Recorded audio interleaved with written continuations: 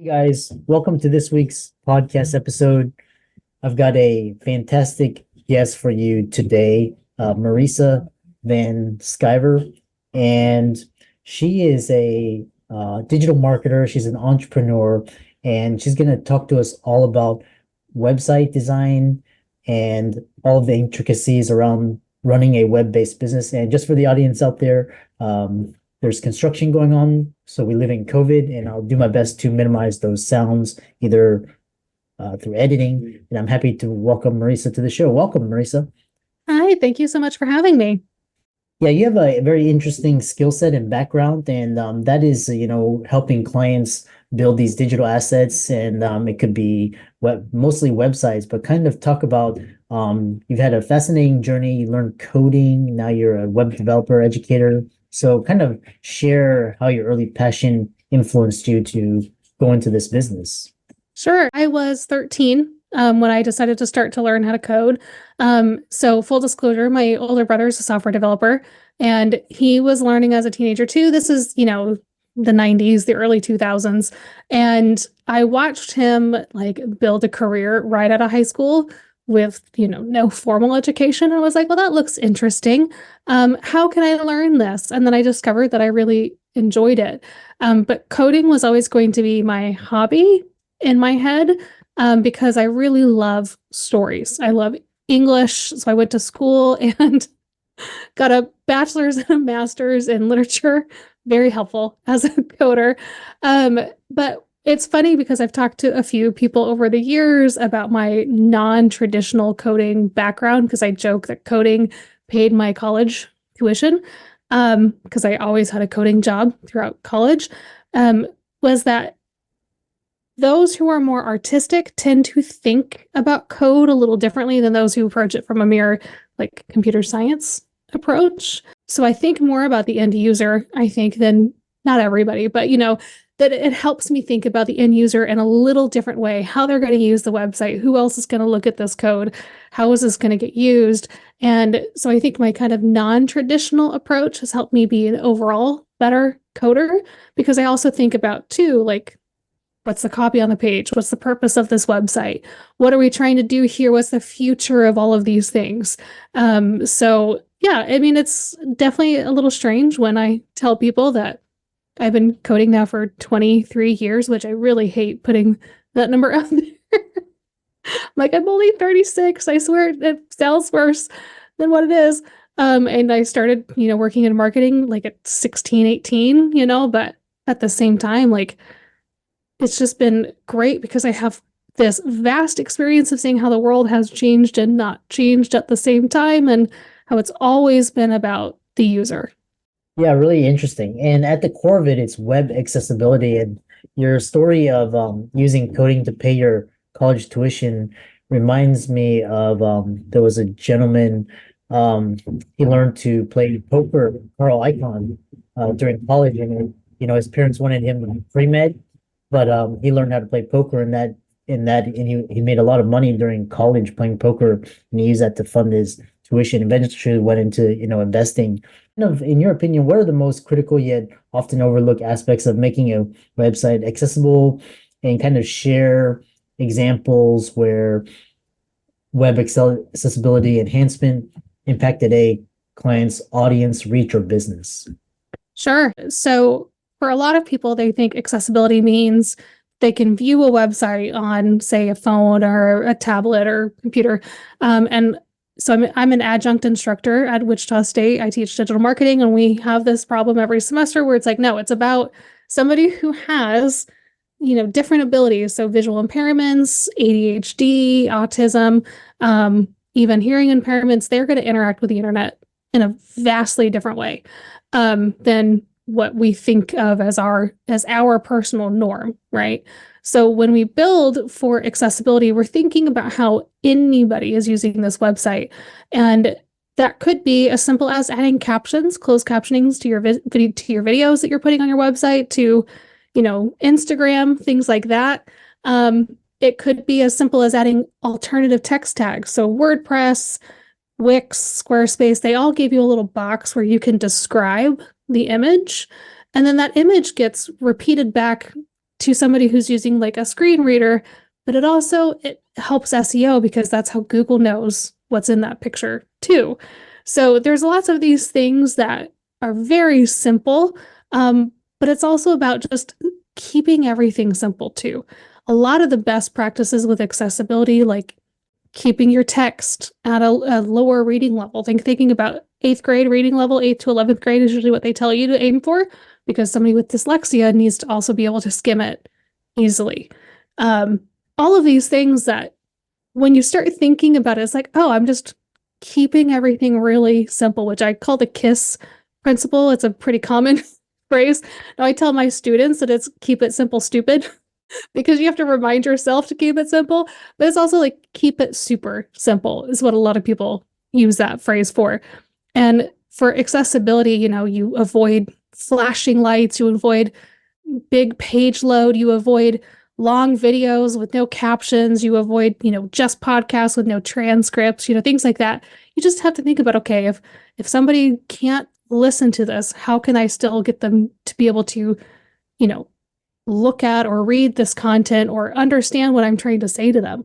Because 20 to 25% of people in the US, just the United States, have a disability. And so when you're cutting off 25% of your audience, you're thinking about the fact that you're losing out on a huge chunk of people, which is sad when you think about the fact that it's something like 0.02% or 0.002% of websites on the internet are fully accessible. So it's a very low bar to do better than your competitors, because almost no one is, right? And we are working with a client right now. They're a health university and making things more accessible. They're adding other programs. It's helped improve, more than anything. Over this last year alone, we did a lot of other work, but including accessibility, we had 76% more hits from Google just in this last year. So accessibility can help improve your SEO, can help improve people coming to your website, bringing in more traffic, because it's easier to find when you're following these best practices too. Yeah, really interesting. One thing that's quite interesting is you talk about, websites, and I view these as kind of like digital assets or digital real estate, because you can create a website from that. You just need a host, and you have a really great design which you can hire, and then basically unique ways to drive traffic to your business. So how do you that I'm just curious, when you say unique ways, what are your thoughts, and elaborate on that? On unique ways of driving traffic to your business? Yeah. So I think for a lot of people, the only thing they think about is social media. Judging from bless their hearts, my students, who typically, because they're undergrads, or in their early 20s, but they think that is the only thing in digital marketing that drives traffic to a website. And actually, social media doesn't drive traffic. The whole point of a social media account is to keep people on their app, right? They don't like it when you send somebody off their app to a website. So they tend to give those kinds of posts a lower reach. But when you are using email marketing, when you're using SEO, which just means telling Google what's on your website, building some trust with other people that are linking to your content, creating pages designed to answer the questions that your customers have, right? That they're literally typing into Google, then they land on your page with the answer to that problem. So the whole idea of bringing people to your website is less about the shiny, posting that 5-second reel. That's not really going to do it.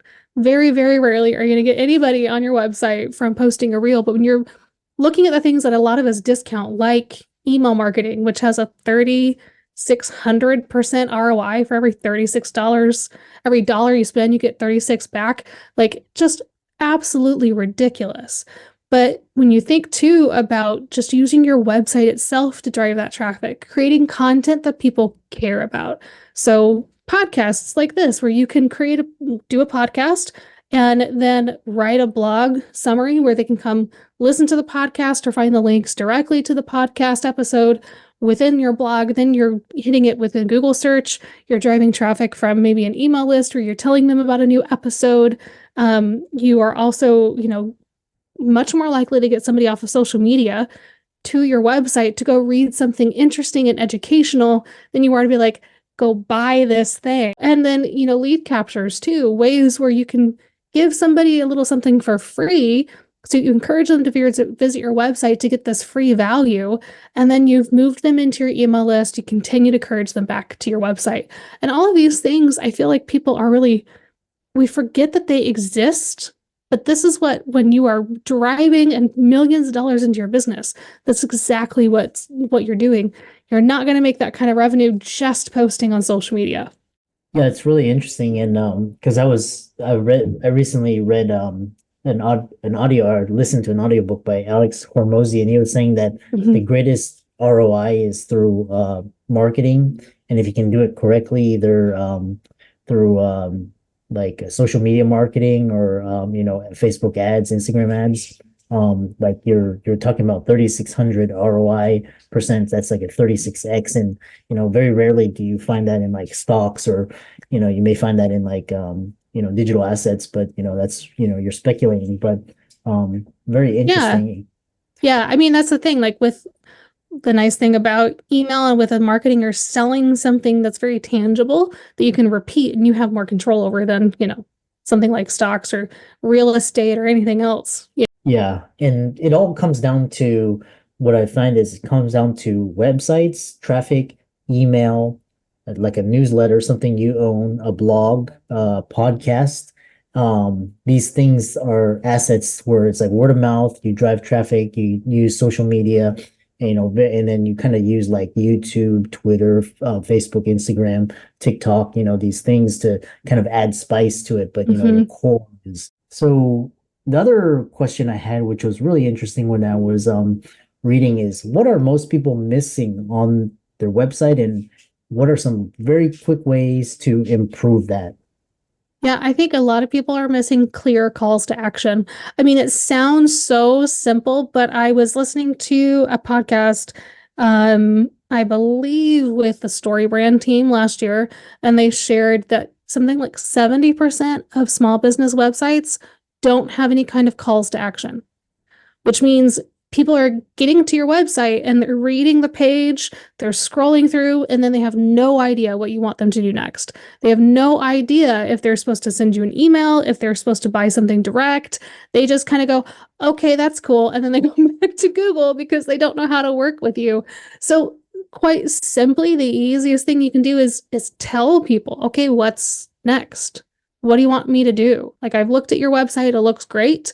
And it can be as easy as you have a good paragraph of text, some bullet points about what it's like to work with you. Maybe you talk about a service, and then you just add a button, contact us, right? If you want them to go to your contact form, tell them to go to your contact form. I use a very clear, in a lot of the websites I design, calls to action at the bottom of a page where you legitimately cannot miss it. It tends to take up a good section where it says, if you want these results, this is what I want you to do. And then we tell them exactly what to go do. It might be contact, it might be book a call, it might be buy it now, kind of thing.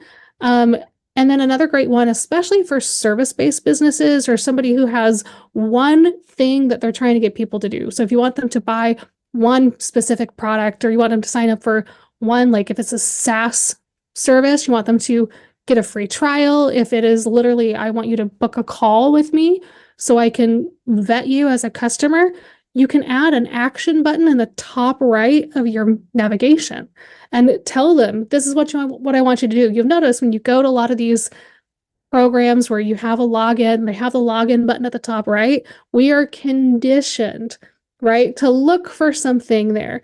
So when you have, like on my website, I just have a simple book a clarity call with me, and they can go right there and book a call, and they, on any page of the website, they know exactly how to get there. But people are also busy. They're not, I mean, that's the thing, what most people misunderstand about anybody coming to your website. They don't care about it as much as you do, like ever. So don't make them work. Don't make them think about what you want them to do. So yes, you can have that there, but then have other calls to action throughout the page. So you make sure you remind them, like, okay, hey, you like this? come work with us. This is how you work with us. So, I mean, very simple, but highly effective way to increase conversions on your website is literally tell them what to do next.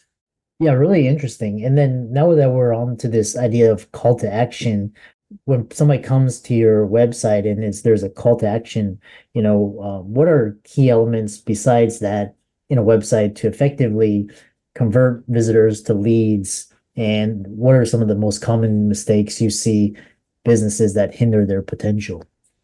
Yeah, I think the biggest thing is not speaking in a language so your customer understands, right? You're using technical jargon. So I call this industry jargon, right? Like where you know exactly what you mean, but your client doesn't. And this is also where people have a big misstep with SEO because they're trying to get keywords that are very technical to them, but nobody is putting those into Google. Nobody is searching them. Your competitors are, like your competitors are searching for those, but your clients aren't. So you have to get in your client mentality and think about what they care about and what they want.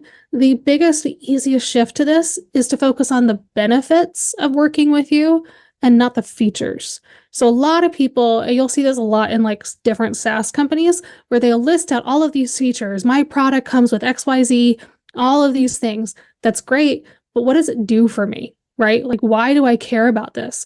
So by literally telling people what the benefit is, like this is what you're going to get, this is the transformation, you've started to create a picture in their head of, oh, I can get this if I click this button, right? My life can get easier.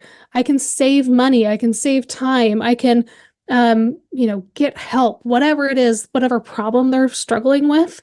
They know that if they click that buy now button, they're gonna get that help that they're asking for, because they know that you understand them and you understand the benefits. The other part of that too is being very careful to paint your business as a guide, someone who's going to guide them, someone who's going to help them do this thing, right? We want to feel like the heroes in our own story. We want to feel like we have control over our lives and we are the main character. So our customer needs to feel like they're the main character even when they come to our website. We're just there to make their lives easier. Even if that is as simple as, I'm going to feed you a really good pizza. Like it doesn't have to be overly complex what you're doing for somebody. But as long as you understand this is their pain point and this is what they're trying to fix, you can shift your content to encourage them to very quickly choose to work with you when it all matches up, right? You can have a poorly designed website, but if the content, if the copy is just dialed in, I mean, it will convert. People will buy from you because they believe that you can help them. Yeah, again, we're having construction, but the next question is, because I know a lot of Gen Z and Gen Alpha, and they're like, yeah, I have social media, I have 1 million followers on TikTok or whatever. I don't need a website. And so kind of play the devil's advocate here and talk about, why you need a website, even though you may not convert it, but it's kind of talk about the importance of having a website. I have the best way that I can describe this to people is let's look at what's happened to Twitter in the last year.